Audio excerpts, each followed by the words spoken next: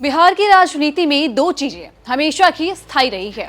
पहला तो है नीतीश कुमार, जनता चाहे किसी को भी वोट दे या सरकार चाहे जिस मर्जी गठबंधन ने बनाई हो, लेकिन मुख्यमंत्री तो नीतीश कुमार ही बनते हैं।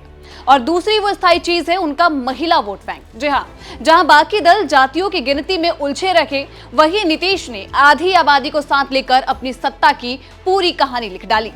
साइकिल से शुरू हुई यह यात्रा अब जीविका दीदी के आर्थिक सशक्तिकरण तक पहुंच चुकी है। और शायद यही कारण है कि नीतीश कुमार को बिहार में महिलाओं का मसीहा कहा जाता है, क्योंकि नीतीश ने राजनीति का वो रास्ता चुना जो सीधे महिलाओं के दिल तक जाता था। तो चलिए समझते हैं कि कैसे नीतीश ने महिलाओं को अपनी सबसे बड़ी ताकत बना रखा है। साल 2005 में सत्ता में आने के बाद से नीतीश कुमार ने लड़कियों और महिलाओं के कल्याण के लिए कई योजनाएं शुरू की। उन्होंने मुख्यमंत्री बालिका साइकिल योजना शुरू की, जिसके तहत 40 लाख लड़कियों को स्कूल आने जाने में आसानी के लिए साइकिलें दी गई। मुख्यमंत्री बालिका साइकिल योजना, जो कि असल में साल 2006 में शुरू हुई थी, लेकिन 2010 के चुनावों में भी जेडीयू ने इसे अपना एक बड़ा चेहरा बनाए रखा।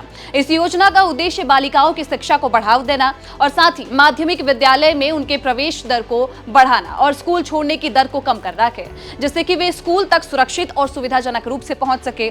और ठीक वैसा ही हुआ। गांव-गांव में साइकिल चलाती लड़कियां बिहार की अब एक नई तस्वीर बन गई।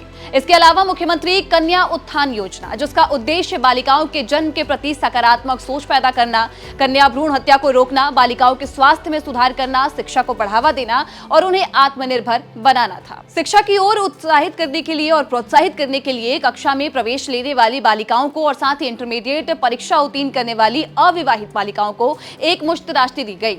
इसके अलावा मुख्यमंत्री बालिका पोशाक योजना भी चलाई गई, जिसका उद्देश्य था स्कूलों में उपस्थिति में आने वाली बाधाओं जैसे कि उचित कपड़ों की कमी को दूर करके बालिकाओं की शिक्षा को बढ़ावा देना।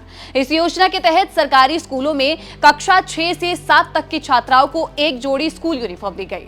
फिर साल 2014 में स्कूली लड़कियों को सैनिटरी नैपकिन वितरित करने की योजना भी उनके कार्यकाल में ही शुरू की गई थी और इसी तरीके से यह सिलसिला चलता रहा। साल 2015 में नीतीश कुमार ने अपना दूसरा घोषणा पत्र लाया।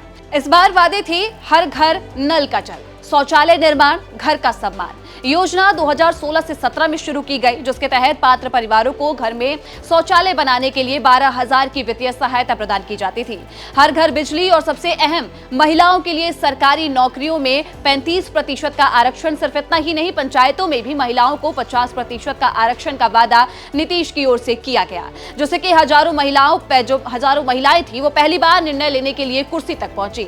ये वो दौर था जब महिला वोटर नीतीश का असली साइलेंट स्ट्रेंथ बन चुकी थी। फिर आया साल 2020, जब विधानसभा चुनावों में जेडीयू ने फिर वही फॉर्मूला अपनाया, महिलाओं के भरोसे जीत का रास्ता, और जारी किया 7 निश्चय पार्ट 2 योजना। हालांकि इसमें युवाओं को फोकस किया गया था, लेकिन हम महिलाओं की बात कर रहे हैं, तो महिलाओं के लिए इस बार भी नीतीश कुमार ने एक नया फॉर्मूला अपनाया। इस बार बात की गई सशक्त महिला, सक्षम महिला, जिसके तहत महिलाओं में उद्यमिता को बढ़ावा देने के लिए विशेष योजना लाने की बात हुई, जिससे ये कहा गया कि उनके द्वारा लगाए जा रहे उद्यमों में परियोजना लागत का जो 50% रुपए अनुदान के लिए रूप में दिया जाएगा तथा अधिकतम 5 लाख रुपए तक का ब्याज मुक्त ऋण दिया जाएगा।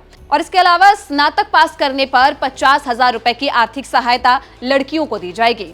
2020 के चुनावों में महिलाओं का मतदान प्रतिशत की अगर हम बात करते हैं तो 59.7% रहा, जबकि पुरुषों का 54.6%। यानी नीतीश की सत्ता की बुनियाद फिर से महिलाओं के कंधों पर टिकी रही।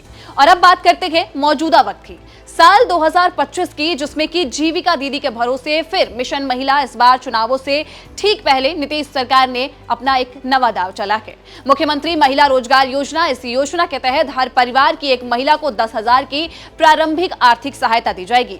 आगे चलकर 2 लाख रुपए तक का बिजनेस लोन और ट्रेनिंग सपोर्ट भी इस योजना के तहत महिलाओं को मिलेगा।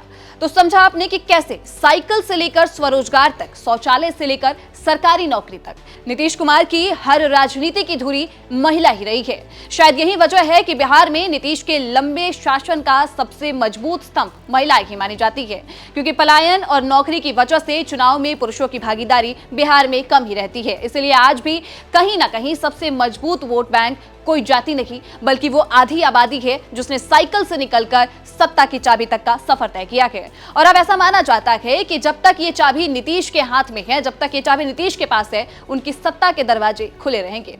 इस पूरे मुद्दे पर आपकी क्या राय है, हमें कमेंट सेक्शन में जरूर बताइएगा।